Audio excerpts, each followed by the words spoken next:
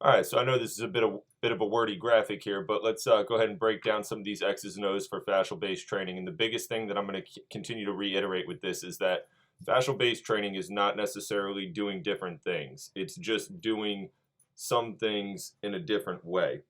And with this, there's a lot of subtle ways and almost, kind of some nuances to how we can just get a little bit more fascial emphasis out of our training by some minor adjustments. So we start with the warm-up and intraset and accessories. The warm-up for me is something where I want to attack those fascial sling patterns. So we're thinking the anterior, posterior slings, the lateral sling, the deep longitudinal. I have plenty of information on this elsewhere, but and then our primitive and locomotive actions.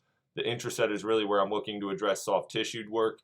This is also where I'm going to try to make sure that I'm addressing individual needs. And then the accessory block is where I like to get creative and try to, challenge things based more on variation rather than volume. I think that a lot of our, traditional accessory work is just very redundant in nature, and it just creates a lot of unnecessary overload or, kind of wasted time, in my opinion.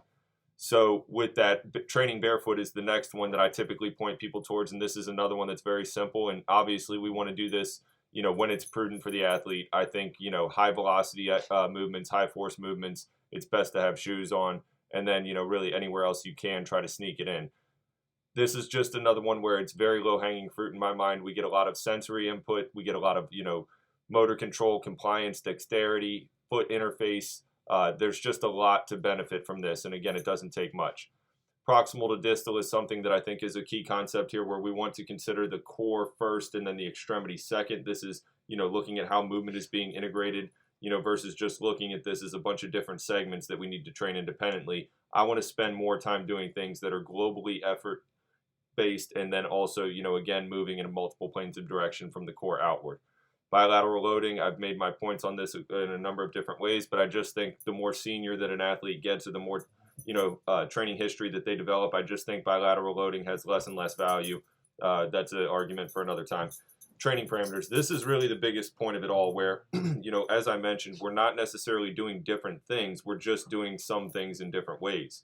So a lot of this is going to come down to just simply how we're loading the athlete. Accommodating resistance tends to have a much higher return on investment, for the fascial system, mainly due to the coordination, the timing, and the biofeedback that is present with that application. In addition, tempos and then kind of training, variability just in the sense is going to be a key concept here. Rep without rep is another one that I really like to look into, so for lunges, step ups, even rowing patterns, just having the athlete intentionally vary the rep each time slightly so that we get somewhat of a different effect. And then our last considerations here, hierarchies and systems is a major part of this. We just need to remember there's more than the muscles and the bones. And I think that recognizing the importance of recovery and, the restorative methods, because again, the fascial system is one big connective tissue, and we need to make sure that we're applying the correct therapeutic applications in tandem with the strength work.